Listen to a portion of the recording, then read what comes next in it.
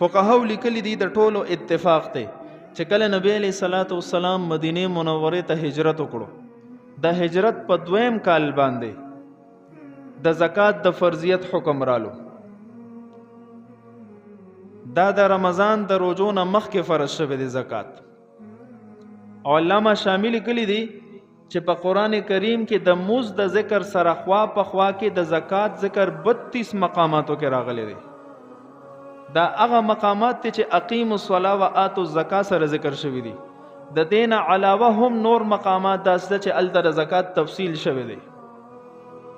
نو اقیموا الصلاة و آتوا الزکات 32 مقاماتو کې دا د دې د فرضیت ډیر واضح دلایل دي.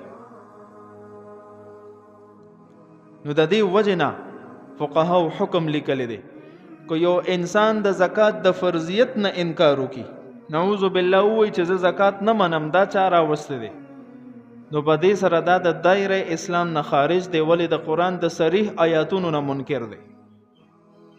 او که یو انسان د زکات فرضیت منی خو ادا کوي نه، نو دا عند الله مجرم دی، گناهګار دی، د ګناه کبیره مرتکب دی.